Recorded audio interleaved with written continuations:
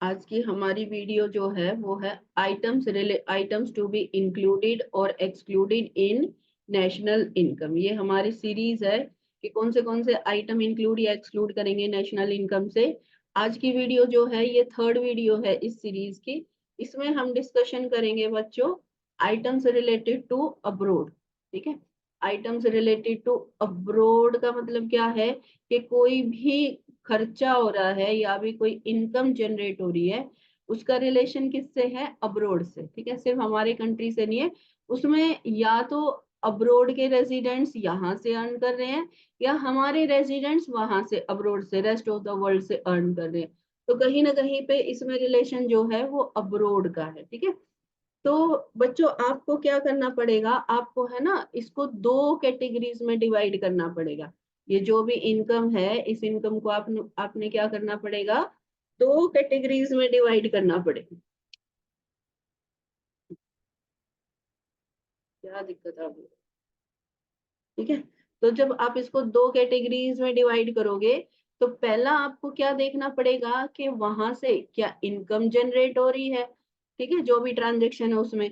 और दूसरा आपको क्या देखना पड़ेगा कि एक्सपेंडिचर हो रहा है। पहले तो आपको इसी में इसको डिस्ट्रीब्यूट करना पड़ेगा कि आपकी इनकम जनरेट हो रही है या फिर एक्सपेंडिचर है। ठीक है, दोनों कैटेगरीज में आपको डिवाइड करना पड़ेगा आइटम को। और फिर उसी के हिसाब से आपको दिमाग लगाना पड़ेगा कि इसको नेशनल इनकम में इंक्लूड करे कि ना करे। जैसे ही अगर आपने रिकग्नाइज कर लिया कि जो इनकम जनरेटेड है वो क्या है, वो इनकम जनरेट हो रही है। ठीक है, तो उसको आप किस कैटेगरी में डाल दोगे? एनएफ आई ए की कैटेगरी में। ठीक है, एनएफ आई ए के दो पार्ट्स होते हैं, है ना। एक होता है फैक्टर इनकम फ्रॉम अब्रोड और दूसरा क्या होता है, फैक्टर इनकम टू अब्रोड। ठीक है, इसको हम शॉर्ट फॉर्म बना लेते हैं फीफा एंड फीटा। तो जो भी अब्रोड से रिलेटेड इनकम है उसको आप किसकी कैटेगरी में डाल दोगे? फीफा और फीटा की कैटेगरी में डाल दोगे। ठीक है, तो आप रिकग्नाइज कर लोगे कि ये फीफा के अंडर आता है या ये फीटा के, फैक्टर इनकम फ्रॉम अब्रोड या फैक्टर इनकम टू अब्रोड के किसके आइटम के अंडर आता है। ठीक है, फिर आप लोगों ने एनएफआईए का ट्रीटमेंट कर रखा है ना। एनएफआईए जो होती है वो नेशनल इनकम में तो प्लस हो जाती है लेकिन डोमेस्टिक इनकम में माइनस हो जाती है। ठीक है, डोमेस्टिक इनकम में इसको इंक्लूड नहीं करते। तो आपको अपना लॉजिक वो वाला लगा के चलना पड़ेगा। लेकिन अगर आप एक्सपेंडिचर है, अब्रोड से रिलेटेड है टर्म, लेकिन क्या है, एक्सपेंडिचर है, तो उसमें आपको क्या करना पड़ेगा? एक्सपेंडिचर किसने किया है? हमारे रेजिडेंट ने किया है। एक्सपेंडिचर किसने किया है? हमारे रेजिडेंट्स ने किया है। कहाँ पर किया है? अब्रोड किया है। हमारे रेजिडेंट्स ने लगा लो या फिर गवर्नमेंट ने लगा लो, हमारी गवर्नमेंट ने भी एक्सपेंडिचर किया है। कहाँ पर? अब्रोड में किया है। ठीक है, या फिर जो फॉरेनर्स होते हैं उन्होंने एक्सपेंडिचर किया है। कहाँ पर? हमारी टेरिटरी में। ठीक है, हमारे कंट्री में उन्होंने एक्सपेंडिचर किया। तो एक्सपेंडिचर के केस में ये हो गया। अगर हमारे रेजिडेंट एक्सपेंडिचर कर रहे हैं अब्रोड में तो ये किस में इंक्लूड हो जाएगा बच्चों? फाइनल कंजम्पशन एक्सपेंडिचर में इंक्लूड हो जाएगा। और अगर फॉरेनर्स हमारे यहाँ पे एक्सपेंडिचर कर रहे हैं तो ये किस में इंक्लूड होगा? ये आ जाएगा एक्सपोर्ट की कैटेगरी में। ठीक है, एक्सपोर्ट आप एक्सपेंडिचर मेथड में और वैल्यू एडेड मेथड में दोनों में एक्सपोर्ट लेते हो, है ना। डिपेंड करता है कि क्या गिवन है। नेट एक्सपोर्ट लेते हो, एक्सपोर्ट माइनस इंपोर्ट किस में? एक्सपेंडिचर मेथड में, है ना। और वैल्यू एडेड मेथड में भी एक्सपोर्ट आपको प्लस, एक्सपोर्ट को आप क्या कंसीडर करके चलते हो वैल्यू एडेड मेथड के हिसाब से? सेल, है ना। सेल कंसीडर करते हो। किसको सेल करी है हमने? रेस्ट ऑफ द वर्ल्ड को सेल करी है। तो फॉरेनर अगर एक्सपेंडिचर कर रहे हैं हमारे कंट्री में तो उसको हम क्या ट्रीट करेंगे? उसको हम एक्सपेंडिचर के जैसे ट्रीट करेंगे। और अगर हमारे रेजिडेंट एक्सपेंडिचर कर रहे हैं अब्रोड में तो हम इसको क्या इंक्लूड करके चलेंगे बच्चों?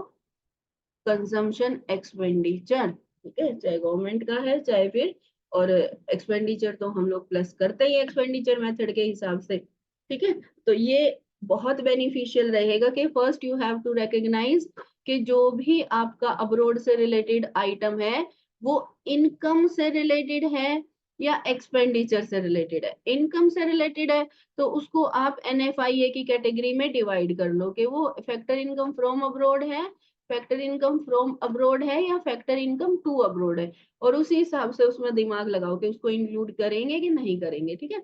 और एक्सपेंडिचर मेथड, अगर आपको एक्सपेंडिचर निकल के आता तो उसको एक्सपेंडिचर के हिसाब से सोचेंगे। अगर एक्सपेंडिचर हम लोगों ने, हमारे यहाँ के रेजिडेंट्स ने, हमारी गवर्नमेंट ने अब्रोड किया है तो उसको हम एक्सपेंडिचर की कैटेगरी में डालेंगे।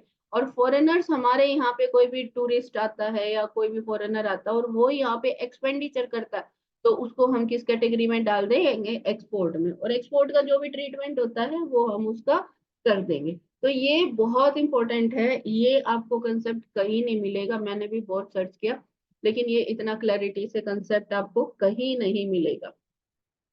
नेक्स्ट आता है बच्चों, अब आइटम्स हम देखने लग जाते हैं। ठीक है, वही वही अपना जो पिछले वाली स्लाइड है ना उसका दिमाग लगा के चलना है इसमें। Profit earned bye foreign bank, bank का है, फॉरेन का है। ठीक है, इन इंडिया प्रॉफिट अर्न करा है बैंक ने इंडिया से, मतलब इनकम कहाँ जनरेट हुई है? हमारी बाउंड्रीज में। ठीक है, लेकिन अर्न किसने करी है? रेजिडेंट ऑफ अदर कंट्री ने। ठीक है, बाहर का कोई बैंक था। तो ये क्या हो गया बच्चों? ये कौन सा आइटम हो गया? ये आएगा इनकम में, है ना? ये आएगा इनकम में। इनकम में क्या है ये? Factor income to abroad. कौन सी कैटेगरी में आ गया? फैक्टर इनकम टू अब्रोड की कैटेगरी में आ गया। ठीक है। अच्छा, अब इसमें एक चीज का ध्यान देना है, जो भी ये अब्रोड से रिलेटेड आइटम है ना, देखो जो पिछले वाले आइटम्स थे, ठीक है, उनका तो क्या होता है, वो हमारी अगर डोमेस्टिक इनकम में इंक्लूड हो रहे तो नेशनल इनकम में भी इंक्लूड होते हैं। ठीक है, जो पिछले वाले कि हमें रेंट मिल रहा है, वो हमारी ही बाउंड्रीज के अंडर अंदर की बात थी। ठीक है, हमारी ही बाउंड्रीज में इनकम जनरेट हो रही है और हमारे ही रेजिडेंट्स कर रहे हैं। तो इसका मतलब क्या है कि जो इनकम हमारी बाउंड्री में हो रही है जनरेट और हमारे ही रेजिडेंट कर रहे हैं अर्न, तो वो तो हमारी national income as well as domestic income दोनों में आती है। लेकिन लेकिन अगर कोई भी इनकम या एक्सपेंडिचर जो है वो रिलेट हो जाता है रेस्ट ऑफ द वर्ल्ड से, अब्रोड से, फॉरेन से, तो उस केस में आपका है ना, डोमेस्टिक में आएगा, नेशनल में नहीं आएगा, या नेशनल में आएगा और डोमेस्टिक में नहीं आएगा। तो जब भी ये जो भी आइटम आज की वीडियो में हम करेंगे, ये आइटम्स आते हैं तो you have to read the question very carefully, कि जो क्वेश्चन है, क्वेश्चन में उसने क्या पूछ रखा है, डोमेस्टिक इनकम में आएगा कि नेशनल इनकम में आएगा। ठीक है, तो देखो, profit earn by foreign bank, profit earn by foreign bank. ठीक है, बैंक बाहर का है, इंडिया का रेजिडेंट नहीं है, लेकिन इनकम कहाँ जनरेट हुई है? हमारी बाउंड्रीज में। कोई भी XYZ कंट्री है, अगर उसकी बाउंड्री में कोई भी इनकम जनरेट होती है तो वो उसकी डोमेस्टिक इनकम में आती है। ठीक है, वो उसकी डोमेस्टिक इनकम में आती है। नेशनल इनकम में कब आती है बच्चों वो इनकम? नेशनल इनकम में जब आती है जब उस कंट्री के रेजिडेंट उसको अर्न कर रहे। ठीक है, नेशनल इनकम में कब आती है इनकम? जब उस कंट्री के रेजिडेंट अर्न कर रहे, चाहे कहीं से भी कर रहे। ठीक है, और डोमेस्टिक इनकम में कब आती है? जब हमारी बाउंड्रीज में वो इनकम जनरेट हुई है। ठीक है, किसी ने भी इनकम अर्न की हो, हमारे रेजिडेंट ने या रेस्ट ऑफ द वर्ल्ड के रेजिडेंट ने। ठीक है, लेकिन हमारी बाउंड्री में इनकम जनरेट हुई है तो वो डोमेस्टिक इनकम में आएगी, और अगर हमारे रेजिडेंट ने अर्न करी है तो वो हमारी नेशनल इनकम में आएगी। ठीक है, अब इसमें देखो, इसमें रेजिडेंट इंडिया का नहीं है, फॉरेन बैंक है। ठीक है, तो फॉरेन बैंक है, इसका मतलब, और ये हुई कहाँ पे जनरेट है? हमारी डोमेस्टिक टेरिटरी में। तो ये डोमेस्टिक इनकम में तो इंक्लूड होएगी, लेकिन नेशनल इनकम में इंक्लूड नहीं होगी। क्यों? क्योंकि ये आइटम क्या हो गया बच्चों? ये आइटम हो गया फैक्टर इनकम टू अब्रोड, है ना? फैक्टर इनकम टू अब्रोड हमारा नेशनल इनकम में माइनस होता है और डोमेस्टिक इनकम निकालने के लिए इसको प्लस करते हैं। ठीक है, तो ये डोमेस्टिक इनकम में इंक्लूड होगी लेकिन नेशनल इनकम में इंक्लूड नहीं होगी। नेक्स्ट है डिविडेंड रिसीव्ड बाय इंडियन, हम किसने रिसीव करा है? इंडियन ने, हमारे यहाँ का रेजिडेंट है। From his investment in share of foreign company, कहाँ से अर्न करा है इसने? फॉरेन कंपनी से, रेस्ट ऑफ द वर्ल्ड से। पहली चीज तो हमने क्या डिसाइड कर ली कि ये जो आइटम है ये किससे रिलेटेड है बच्चों? ये आइटम है इनकम से रिलेटेड, तो एक्सपेंडिचर मेथड का इसमें कोई लेना देना नहीं है। पिछली स्लाइड में क्या था ना, हमने इधर इनकम लिया था और इधर एक्सपेंडिचर लिया था, तो इसका एक्सपेंडिचर मेथड से कोई लेना देना नहीं है। देखो हमारे रेजिडेंट ने इनकम अर्न करी है, कहाँ से? रेस्ट ऑफ द वर्ल्ड से, तो yes it will be included in national income. क्यों होगी?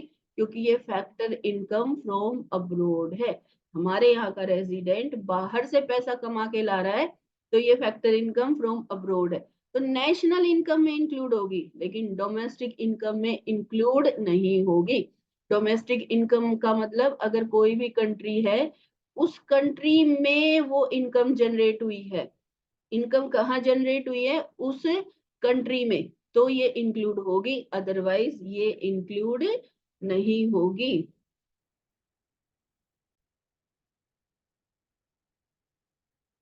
ठीक है, तो डिविडेंड किसने अर्न किया है? हमारे रेजिडेंट ने, है ना? किसने अर्न किया है? हमारे रेजिडेंट ने। तो हमारा रेजिडेंट जो भी इनकम अर्न करेगा वो हमारी नेशनल इनकम में जुड़ेगी, लेकिन ये इनकम जनरेट कहाँ पे हुई है? रेस्ट ऑफ द वर्ल्ड, बाहर किसी देश में, तो ये हमारी डोमेस्टिक इनकम में नहीं आएगी। ठीक है, क्योंकि factor income from abroad national income में आती है, डोमेस्टिक इनकम में नहीं आती है। नेक्स्ट है capital gain to Indian resident. पहली चीज तो क्या क्लियर हो गई? ये इनकम है। ठीक है, इंडियन रेजिडेंट को मिला है शेयर ऑफ फॉरेन कंपनी, क्या है? कैपिटल गेन हुआ। कैपिटल गेन क्या होता है? जैसे आपने कोई शेयर्स परचेज कर लिए, उसका प्राइस बढ़ गया तो उसको आपने बेच दिया, ठीक है, 100 रुपए का शेयर 120 रुपए में बेच दिया, तो 20 रुपए क्या हो गया? आपको कैपिटल गेन हो गया, तो इसको इंक्लूड नहीं करेंगे। ठीक है, देखो ये किससे रिलेटेड है? हमारे रेजिडेंट से रिलेटेड है। ठीक है, और फॉरेन कंपनी से उसने अर्न किया है, तो हम इसको इंक्लूड नहीं करेंगे लॉजिक के हिसाब से। तो हमारे रेजिडेंट ने रेस्ट ऑफ द वर्ल्ड से अर्न किया तो हमारे नेशनल इनकम में आना चाहिए। ठीक है, लेकिन ये पॉइंट ध्यान देना बच्चों कि जो कैपिटल गेन से कोई भी इनकम जनरेट होती है ना, वो हम कभी भी नेशनल इनकम में इंक्लूड नहीं करते हैं। ये किसी भी की भी इनकम में, जिसने भी कैपिटल गेन अर्न किया है तो ये उसकी इनकम नहीं माना जाता है। ठीक है, जैसे आपने एक मकान ले लिया, ठीक है, मकान ले लिया आपने 50 लाख का, और उस मकान को आपने बेच दिया 60 लाख का, तो 10 लाख का आपने कैपिटल गेन किया, तो ये 10 लाख रुपए जो हैं ये आपकी इनकम नहीं माना जाएगा। तो कभी भी कैपिटल गेन का क्वेश्चन आए ना, तो उसमें आपको ये नहीं सोचना है रेजिडेंट ने किया, फॉरेन कंपनी से अर्न किया, आपने यहाँ से किया, कैसे किया। जैसे ही कैपिटल गेन टर्म हो जाती है तो वैसे ही आपने क्या कह देना है कि no, this item is not included in national income, national और डोमेस्टिक को में भी इंक्लूड नहीं होगा। ठीक है, रीजन दे देना है, क्योंकि they do not add to current flow of goods and services, या फिर ये याद नहीं रहे तो दो तीन मैंने बता रखे हैं ना रीजंस क्या क्या, वो कहीं भी फिट कर सकते हो कि ये किसी कोई प्रोडक्टिव एक्टिविटी से नहीं आपको अर्न हुआ, आपको कोई प्रोडक्टिव एक्टिविटी थोड़ी ना, ये तो स्पेकुलेशन है, आप चीज खरीद रहे हो, वो 2 साल बाद उसका रेट बढ़ जाता, हो सकता घट भी जाए, कोई प्रोडक्टिव एक्टिविटी तो नहीं है ना। अगर प्रोडक्टिव एक्टिविटी नहीं है तो उसको हम इंक्लूड नहीं करते हैं नेशनल इनकम में। जैसे ट्रांसफर इनकम होती है ना, कोई हेल्प होती, चैरिटी मिलती है एक देश को दूसरे देश से, या एक बड़ी कंपनी दे देती है अपने ही कंट्री की गवर्नमेंट को चैरिटी में, तो जो भी डोनेशन चैरिटी होती है ये भी इंक्लूड नहीं होती है नेशनल इनकम में। तो ऐसे आइटम आए, कैपिटल गेन कभी भी आए फ्यूचर में आपके पास क्वेश्चन, कैपिटल गेन देखते ही आपने लिख देना है कि इसको हम नेशनल इनकम में इंक्लूड नहीं करेंगे, ठीक है, चाहे वो किसी की भी हो, कहीं से भी अर्न हो रही हो। नेक्स्ट है dividend earned bye a foreigner from investment in share of Indian company. देखो किसने अर्न करी है, फॉरेनर ने, मतलब इनकम जा कहाँ रही है, रेस्ट ऑफ द वर्ल्ड में, ठीक है, और जनरेट कहाँ पे हो रही है, हमारी टेरिटरी में, ठीक है, कहाँ जनरेट हो रही है, हमारी टेरिटरी में जनरेट हो रही है। इसका क्या करेंगे, इसको भी इंक्लूड नहीं करेंगे, किसमें इंक्लूड नहीं करेंगे, नेशनल इनकम में इंक्लूड नहीं करेंगे। देखो दो मैंने आइटम बताए थे ना, कि या तो ये देख लो हमारे रेजिडेंट ने इनकम अर्न करी है, ठीक है, या फिर देख लो हमारी डोमेस्टिक टेरिटरी में अर्न हुई है। अब ये जो इनकम है ये किसने अर्न करी है, dividend received by a foreigner, किसने अर्न किया है ये, फॉरेनर ने, तो हमारे रेजिडेंट ने तो इसको अर्न किया नहीं है, तो ये नेशनल इनकम में नहीं आएगा, ठीक है।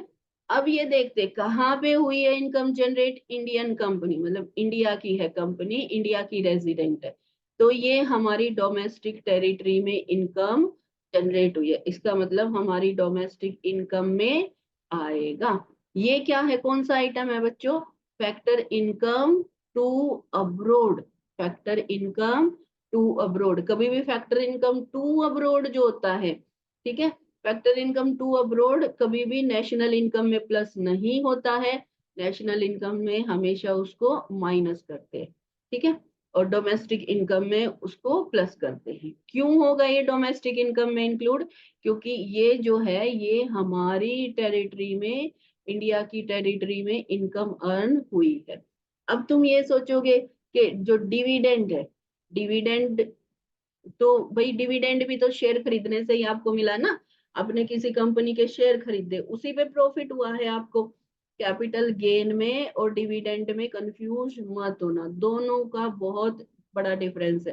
कैपिटल गेन का मतलब ये होता है आपने आज एक शेयर खरीदा 10 रुपए का और वो 15 का हो गया, आपने बेच दिया, 5 रुपए कमाए, ठीक है, वो कैपिटल गेन है। लेकिन डिविडेंड क्या होता है, आपने जिस कंपनी का शेयर खरीद रखा है, 10 रुपए का एक शेयर खरीदा है, उस कंपनी ने बिजनेस किया, उस कंपनी ने प्रोडक्टिव एक्टिविटी की, और वो प्रोडक्टिव एक्टिविटी करने के बदले में उस बिजनेस ने क्या किया, प्रॉफिट अर्न किया, और उस प्रॉफिट में से शेयर ऑफ प्रॉफिट किसको दिया है, शेयर होल्डर को, in the form of dividend, ठीक है। तो डिविडेंड को कैपिटल गेन मत समझ के चलना, डिविडेंड आपका प्रॉफिट होता है, ठीक है, और प्रॉफिट हम इनकम मेथड में लेते हैं ना, ऑपरेटिंग सरप्लस में, रेंट रॉयल्टी इंटरेस्ट प्रॉफिट है ना, तो वहां पर ये इसको हम प्लस करते हैं। नेक्स्ट है इंटरेस्ट रिसीव्ड ऑन लोन, किस पे है, लोन पे इंटरेस्ट कमाया है, किसने कमाया है, फॉरेन कंपनी ने कमाया है इंडिया में, कोई अब्रोड की किसी दूसरे देश की, जापान की, बांग्लादेश की, कहीं की, अमेरिका की कंपनी थी, उसने इंडिया में लोन दे रखा था और उसने उस पे इंटरेस्ट अर्न किया है, ठीक है, it will be included in national income, ये क्या होगा बच्चों, नेशनल इनकम में इंक्लूड होगा। क्यों, क्योंकि ये फैक्टर इनकम फ्रॉम अब्रोड का पार्ट है, फैक्टर इनकम फ्रॉम अब्रोड का पार्ट है, इसका मतलब ये नेशनल इनकम में तो इंक्लूड होगा, लेकिन डोमेस्टिक इनकम में इंक्लूड नहीं होगा, ठीक है। Interest received on loan given to a foreign company in India, ठीक है, फॉरेन कंपनी को लोन दिया है, ठीक है, इंडिया में किसी ने फॉर, अच्छा ये पहले इसको गलत पढ़ गए थे है ना, स्टार्टिंग जब इसकी रीडिंग करी तो उसको बच्चों करेक्ट कर लेना। इंटरेस्ट रिसीव करा है, loan given to a foreign company, ठीक है, कोई फॉरेन कंपनी है, उसको लोन दे रखा था, और वो लोन हमने कहाँ रिसीव किया है, इंडिया में रिसीव किया, इसका मतलब ये जो इनकम है इसमें किसका लेना देना हो गया, हमारे रेजिडेंट का, हमारे रेजिडेंट ने इनकम अर्न करी है, ठीक है, हमारे रेजिडेंट ने इनकम अर्न करी है, फॉरेन कंपनी है, ठीक है, इसका मतलब जो हमारी टेरिटरी है उसमें ये इनकम जनरेट नहीं हुई है ना, ये जो इनकम है लोन, इंटरेस्ट ऑन लोन की, ये फॉरेन कंपनी से हुई है, ठीक है। ये हमारी डोमेस्टिक टेरिटरी में अर्न नहीं, हमारे डोमेस्टिक टेरिटरी में जनरेट नहीं हुई है, लेकिन अर्न किसने करी है, हमारे रेजिडेंट ने, ठीक है। तो बच्चों सॉरी इस चीज के लिए, आप ध्यान देना, जब मैंने ये स्टार्टिंग की थी इसकी रीडिंग की तो थोड़ा सा मिसअंडरस्टूड कर लिया था इस पॉइंट को। अब नेक्स्ट पॉइंट है, rent received by the residents of India on building rented out by them to foreigner. पहली चीज तो इनकम हुई है ना, रेंट रिसीव्ड हुआ है, इसका मतलब इनकम जनरेट हुई है। किसने रेंट रिसीव करा है, हमारे रेजिडेंट्स ने रेंट रिसीव करा है, ठीक है। लेकिन on the building rented out by them to foreigners, building कहाँ पे है, इंडिया में ही है, ठीक है। लेकिन किसको हमने रेंट आउट करी है, फॉरेनर्स, ठीक है। इनकम कहाँ से आई है, हमारी फॉरेन से, ठीक है। तो देखो ये इनकम किसने जनरेट करी है, हमारे रेजिडेंट्स को इनकम अर्न हुई है।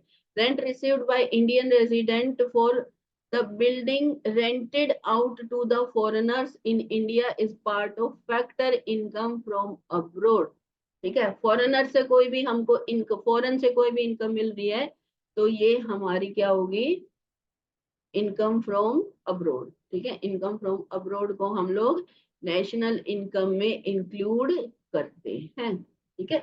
लेकिन factor income from abroad domestic income में इंक्लूड नहीं होती है। नेक्स्ट है profit earned bye an Indian company from its branches abroad. Company कहाँ की है, प्रॉफिट कमाया है मतलब इनकम है।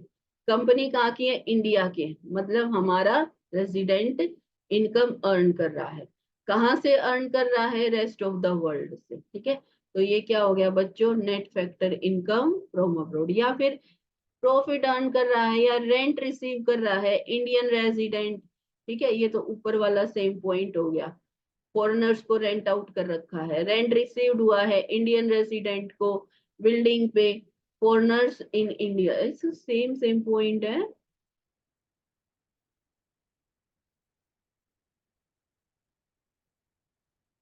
चलो, profit earn by a branch in Indian of an Indian bank in London.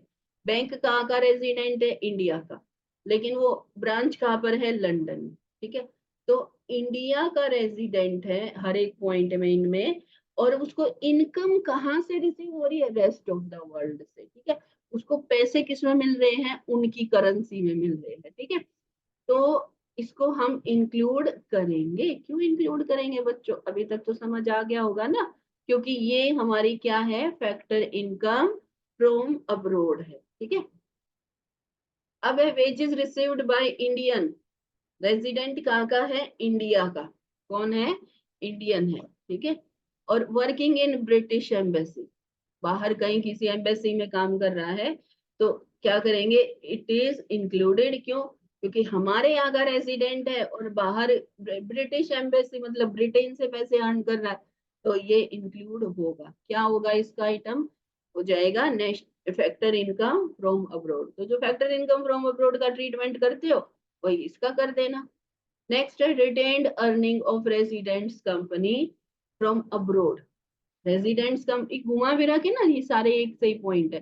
Company कहाँ की है, हमारे यहाँ की रेजिडेंट है, पैसा कहाँ से कमा रही है, अब्रोड से कमा रही है। Retained earning, retained earning means undistributed profit जो होता है वो, तो yes it is part of factor income from abroad. तो ये इस वाली स्लाइड में जितने भी आइटम्स है ना, सारे घुमा फिरा के एक जैसे सही आइटम्स, ठीक है। अब आती है next slide, expenditure incurred by normal residents on foreign travel. ध्यान देना है इसमें आप लोगों को, ठीक है। ये पॉइंट 99% बच्चे गलत समझते हैं, ठीक है। Expenditure incurred by normal resident on foreign travel, ये सबसे पहले तो चीज क्या समझनी है बच्चों आपको, कि ये इनकम से रिलेटेड नहीं है। ये आइटम किससे रिलेटेड है, एक्सपेंडिचर से रिलेटेड है। किससे रिलेटेड है, एक्सपेंडिचर से रिलेटेड है।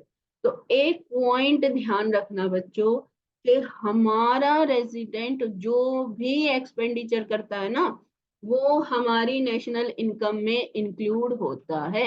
एक्सपेंडिचर मेथड में होता है ना, private final consumption expenditure, government final consumption expenditure, ये सारा किस में क्या करते हैं हम लोग, प्लस करते हैं। जीडीपी एट एमपी निकलता है ना एक्सपेंडिचर मेथड से।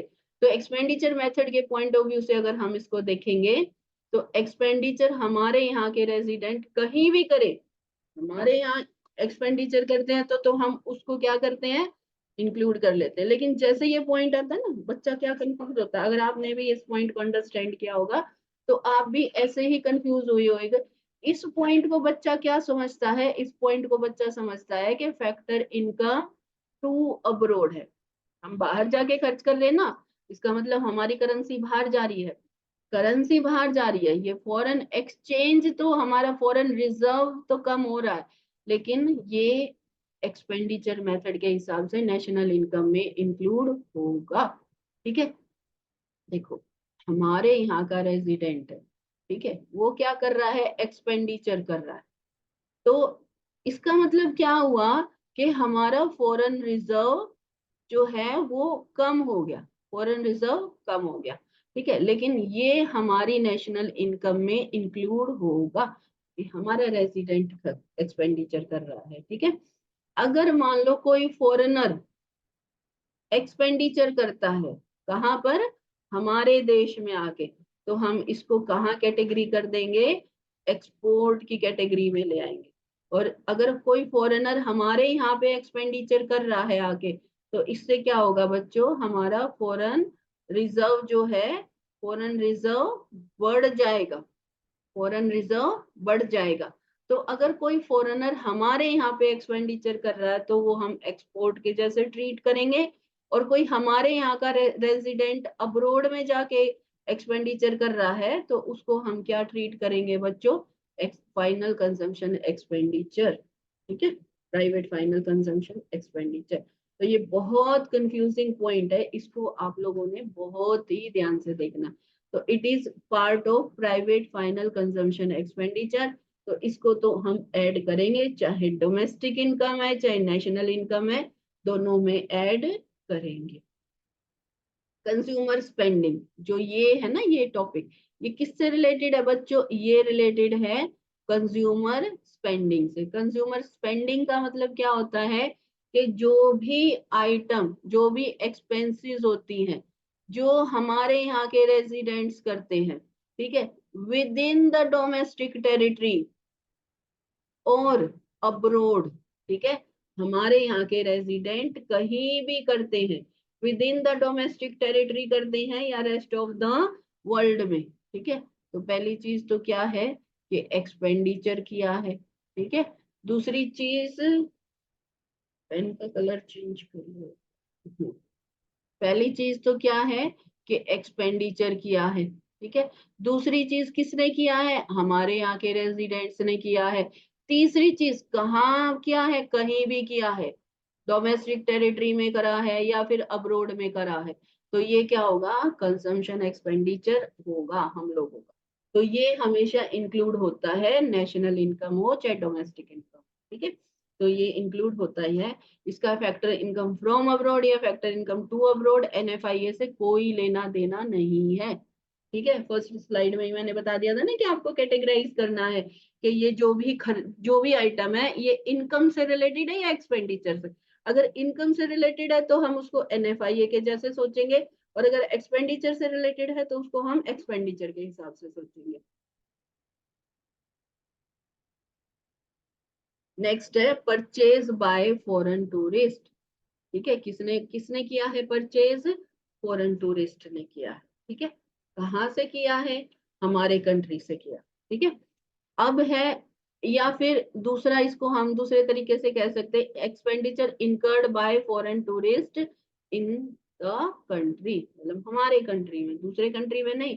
या फिर food purchased bye foreign tourist in hotel, eight hotel in new Delhi, हमारे यहाँ पे किसी भी सिटी में कोई भी होटल में उन्होंने खाना परचेज, कुल मिला के ये तीनों जो आइटम है इसमें फॉरेनर ने एक्सपेंडिचर करा है हमारी डोमेस्टिक टेरिटरी में, ठीक है, तो हम उसको क्या कंसीडर करेंगे बच्चों? Yes, it will be included in national income as well as domestic income, दोनों में आएगा। हम इसको किस कैटेगरी में डाल देंगे? एक्सपोर्ट की कैटेगरी में डाल देंगे, ठीक है। जो हमारे यहाँ के रेजिडेंट एक्सपेंडिचर करते हैं हमारे देश में या बाहर किसी देश में, तो हम उसको किस कैटेगरी में डालते हैं? प्राइवेट फाइनल कंजम्पशन एक्सपेंडिचर की कैटेगरी में, ठीक है। और अगर कोई फॉरेनर हमारे यहाँ पे एक्सपेंडिचर कर रहा है तो उसको हम किस में डालते हैं? एक्सपोर्ट की कैटेगरी में। ये जो आइटम्स टू बी इंक्लूडेड और एक्सक्लूडेड है ना, ये अगर तुम लोग ये सोच रहे हो ना कि हम पहले यही रट ले करेंगे कि नहीं करेंगे, तो गलती मत करना, आपको समझ नहीं आने वाला। पहले आपको क्या करना है, जो 3 मेथड है ना, वैल्यू एडिड मेथड, ठीक है, इनकम मेथड और एक्सपेंडिचर मेथड, पहले आप न्यूमेरिकल सीखना इसका।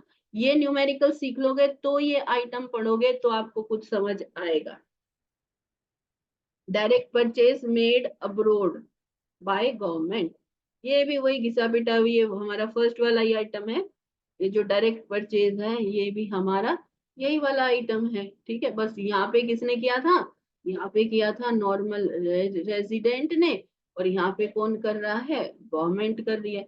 तो प्राइवेट फाइनल कंजम्पशन एक्सपेंडिचर तो हम गवर्नमेंट का और नॉर्मल रेजिडेंट्स का दोनों का ही लेते हैं, ठीक है।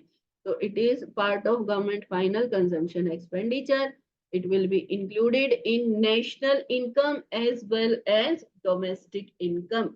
ये वाली जो वीडियो है बच्चों, इसमें आपको ये पॉइंट क्लियर कर लेना, कोई आइटम है ना, जो और वीडियोस है उनमें क्या कोई भी आइटम हमारी नेशनल इनकम में आता है, इसका मतलब डोमेस्टिक इनकम में भी आएगा ही आएगा। लेकिन ये पर्टिकुलर वीडियो ऐसी है जिसमें आइटम्स ऐसे हैं कि they will included in national income but excluded in domestic income. तो इस वाली वीडियो से आपको ये जरूर ध्यान देना है बच्चों कि नेशनल और डोमेस्टिक में किस में आएगा और किस में नहीं आएगा, या दोनों में ही आएगा। नेक्स्ट है स्कॉलरशिप। स्कॉलरशिप गिवन, देखो जो ये टर्म आ जाती है ना आपकी, स्कॉलरशिप, ठीक है, या फिर चैरिटी, या फिर गिफ्ट्स, अलाउंस, ठीक है, ये आइटम्स कभी भी आ जाते हैं ना, इनको एक्सक्लूड कर दिया करो आंख बंद करके, आगे पढ़ने की जरूरत नहीं है, ठीक है। ठीक, क्यों? क्योंकि ये होती है unilateral transfer, one sided income, ठीक है। जो भी इनकम आप हेल्प के एम से करते हो ये इंक्लूड नहीं करते हम लोग, ना नेशनल इनकम में ना डोमेस्टिक इनकम में। क्यों इंक्लूड नहीं करते? क्योंकि ये कोई भी प्रोडक्टिव एक्टिविटी इनका पार्ट नहीं होती है। ये आइटम आपको कोई प्रोडक्टिव एक्टिविटी के बदले में थोड़ी ना मिल रही है, तो जस्ट आपको हेल्प, चैरिटी, किसी ने दया करके दे दी, किसी ने आपकी नीड के हिसाब से दे दी, गवर्नमेंट दे देती है, स्कॉलरशिप वगैरह डेवलपमेंट के लिए दे देती है, ठीक है। तो ये इंक्लूड नहीं होती है। क्यों नहीं इंक्लूड होती है? क्योंकि ये है ट्रांसफर पेमेंट। ट्रांसफर पेमेंट को क्या बोलते हैं बच्चों? वन साइडेड पेमेंट होती है ये, वन साइडेड पेमेंट, ये किसी भी प्रोडक्टिव एक्टिविटी के बदले नहीं मिल रही होती है। तो स्कॉलरशिप गिवन, स्कॉलरशिप आते ही चाहे किसी ने भी दिया है, हमने दिया, बाहर वालों ने दिया, हमें मिला, या बाहर वाले किसी को कुछ भी है, scholarship, charity, donation, gifts, grants, ये सब आते ही आपको क्या करना है? वहां पे आपको नो कर देना है। और क्या लिखोगे? ये इंक्लूड नहीं होगा। क्यों नहीं होगा? क्योंकि ट्रांसफर पेमेंट है या वन साइडेड इनकम है। ये ऐसी इनकम है जो किसी भी प्रोडक्टिव एक्टिविटी के लिए जनरेट नहीं हुई है, ठीक है। नेक्स्ट है money received by people from their family members who are permanently settled abroad. ये पॉइंट बड़ा ध्यान देना, ठीक है। ये क्या कह रहा है कि हमारे कंट्री से बहुत सारे लोग क्या करते हैं? माइग्रेट कर जाते हैं बाहर, ठीक है। वो बेशक से सिटीजन हमारे यहाँ के रहते हैं, लेकिन क्या होते हैं? वो रेजिडेंट बाहर की कंट्री के हो जाते हैं। सिटीजन तो बेशक हमारे, क्योंकि 4-5 साल लगते हैं ना, अलग अलग कंट्री का अलग अलग हिसाब होता है। हमारे यहाँ से कुछ लोग XYZ, कुछ एक लोग कहीं अलग अलग कंट्रीज में जाके सेट हो गए, 2 साल 3 साल हो गए रहते हुए, तो वो अब हमारे यहाँ के रेजिडेंट नहीं रहे, वो वहां के रेजिडेंट हो गए। बेशक से सिटीजन हमारे यहाँ के होंगे, क्योंकि सिटीजनशिप किसी भी आदमी को, इंसान को एक ही मिलती है, एक ही देश की सिटीजनशिप मिलती है। से कुछ एक वो होते हैं एक्सेप्शंस, तो ऐसा कुछ होता है कि एक से ज्यादा देश की भी मिल जाती है सिटीजनशिप, लेकिन वो बहुत रेयर टू रेयरेस्ट केस में होता है, ठीक है, यूजुअली नहीं होता। तो हम यही याद रख के चलते हैं कि सिटीजनशिप जहाँ की भी हो, अगर बाहर जाके अर्न कर रहे हैं, वहीं खर्च कर रहे हैं, और वो लोग क्या कर रहे हैं, बाहर पैसा कमा के यहाँ उनके पीछे फैमिली मेंबर हैं, ठीक है, उन फैमिली मेंबर्स को वो पैसा दे रहे हैं, ठीक है, पैसा भेज देते हैं कि भाई हमारे मकान खरीद देना, प्लॉट खरीद देना, इन्वेस्टमेंट के पर्पज से दे रहे हैं, या फिर पीछे जो फैमिली मेंबर्स रह गए हैं उनको खर्चा, कि उनकी इतनी सोर्स ऑफ अर्निंग नहीं है, वो बाहर जाके अच्छा ज्यादा पैसा कमा रहे हैं, तो पीछे उनका कोई भाई है, मम्मी पापा है, उनको वो पैसे भेज देते हैं उनके खर्चे के लिए, तो ये इंक्लूड नहीं होगा। क्यों? क्योंकि ये ट्रांसफर इनकम है। अगर अपनी फैमिली मेंबर्स को भेज रहे हैं पैसा, तो ये क्या हो गया, ट्रांसफर इनकम है, ठीक है, तो इसको इंक्लूड नहीं करेंगे। ये है ना, ये कुछ एक इसमें पॉइंट है। Remittance made by non resident of India, India का अगर कोई नॉन रेजिडेंट है, एनआरआई है ना, एनआरआई, एनआरआई बहुत इंपॉर्टेंट होते हैं किसी भी कंट्री के लिए। हम इनका मजाक तो उड़ा लेते हैं कि अपना देश छोड़ के बाहर बस गया, ये कर दिया, वो कर दिया, लेकिन जो एनआरआई होते हैं ना बच्चों, एनआरआई अगर बाहर से कमा के पैसा हमारे देश में भेज रहे हैं, तो इससे क्या होता है, हमारा फॉरेन रिजर्व इंक्रीज होता है, ठीक है, हमारे देश के पास फॉरेन की करेंसी आती है, ठीक है, तो जो हमारा कंट्री है, हमारे कंट्री के पास करेंसी आती है, किसकी करेंसी आती है, अदर कंट्रीज की, ठीक है, तो जितने भी एनआरआई जा रहे हैं ना बाहर, सेटल भी हो रहे हैं अगर, और वो पैसा भेज रहे हैं इंडिया में, तो ये कहीं ना कहीं हमारे नेशनल इनकम में तो नहीं आएगा, लेकिन ये चीज क्या करती है, हमारे यहाँ पे फॉरेन रिजर्व को बढ़ाती है, ठीक है, क्योंकि बाहर की करेंसी हमारे यहाँ पे आती है, तो इसको हम नेशनल इनकम में इंक्लूड नहीं करेंगे, ठीक है। रेमिटेंस की डेफिनेशन बता रहा है, remittance refers to the transfer of money from individual who are working और residing abroad to their home country, in this case India, हमारा केस में हमारा होम कंट्री क्या है, इंडिया, क्योंकि हम इंडिया के हैं ना। These funds are typically sent by non-residents of India. NRI भेजते हैं, किसी भी पर्पज से भेज रहे हो, ठीक है, इन्वेस्टमेंट, सेविंग या फैमिली को सपोर्ट देने के पर्पज से। Remittance are considered private transfer, ठीक है, are not classified as part of national income, national income का पार्ट नहीं होती है, ठीक है, कोई भी इकोनॉमिक एक्टिविटी नहीं हो रही है, वो बस वहां बाहर से कमा के पैसा यहाँ भेज रहे हैं, हमारे यहाँ पे कोई भी इकोनॉमिक एक्टिविटी नहीं जनरेट हो रही है, ना ही जिसको वो पैसा भेज रहे हैं वो कोई इकोनॉमिक एक्टिविटी के बदले उनसे पैसा ले रहा है, ठीक है। However, remittance have an important impact on economy, ये जो मैंने यहाँ आपको पॉइंट बताया ना फॉरेन रिजर्व का, इसमें ये इसी पॉइंट को एक्सप्लेन कर रहे हैं, ठीक है, कि जो इम्पोर्टेंट इम्पैक्ट होता है इकोनॉमी पे, ठीक है, क्या इम्पैक्ट होता है, क्या इम्पैक्ट होता है, they can contribute to personal income, saving, consumption, investment, वो लोग बाहर से यहाँ पैसा भेज रहे हैं, तो इसका मतलब हमारे यहाँ पे इन्वेस्टमेंट बढ़ रहा है, ठीक है, अगर उनके फैमिली मेंबर्स उस पैसे को खर्च कर रहे हैं तो पर्सनल इनकम जनरेट हो रही है उनकी, जिससे उनका एक्सपेंडिचर कंजम्पशन बढ़ेगा, अगर वो पैसा खर्च नहीं करते तो सेव करेंगे बैंक में, तो कहीं ना कहीं ये ऐसे हेल्पफुल है हमारे कंट्री के लिए, हमारे कंट्री की इकोनॉमिक ग्रोथ के लिए और डेवलपमेंट के लिए एनआरआई का भेजा हुआ पैसा बहुत ही इंपॉर्टेंट होता है, ठीक है। It's worth it's worth noting that के remittance are not included in the national income, फिर वही पुरानी की सिपिटी बात ये कह रहा है, ठीक है, लेकिन इस अच्छा जो भी ये रेस्ट जो एनआरआई पैसा भेजते हैं ना, उसको हमेशा आरबीआई अपनी नजर में रखता है, ठीक है, क्योंकि वहां से वो क्या करेंगे, वहां से वो डॉलर में अर्न करेंगे, है ना, और हमारे यहाँ पे भेजेंगे डॉलर, अब हमारे यहाँ तो डॉलर चलता नहीं है, अब उनके घर वालों को क्या चाहिए, उनके घर वालों को चाहिए रुपीज। तो ये जो डॉलर है इसको आरबीआई बैंक अपने पास रख लेगा, और जो कन्वर्ट करके जितने भी रुपीज होंगे उनके घर वालों को भेज देगा। ठीक है, ये बैलेंस ऑफ पेमेंट आपका एक चैप्टर है, बैलेंस ऑफ पेमेंट में ये इंक्लूड होगा। ठीक है, ये वाला आइटम हम लोग डिस्कस करेंगे बैलेंस ऑफ पेमेंट चैप्टर में। उसमें हम लोग फॉरेन एक्सचेंज रिजर्व के बारे में ही डिस्कस करते कि बाहर से पैसा आया गया ये वो दिस एंड। ठीक है, तो ये आज की हमारी बहुत ही ज्यादा इंपॉर्टेंट वीडियो थी, आइटम्स टू बी इंक्लूडेड और एक्सक्लूडेड इन नेशनल इनकम से रिलेटेड। ये जो वीडियो है बच्चों, इसमें जो भी आइटम्स मैंने कलेक्ट करे हैं, कंपाइल करे हैं, ये बहुत ही कंफ्यूजिंग है। ठीक है, तो इनको बहुत ही आपने ध्यान से पढ़ना है, एक बारी में समझ नहीं आए, 2 4 बारी 6 बारी आप इसको सुनोगे बार बार तो आपको वैसे ही क्लियर हो जाएगा।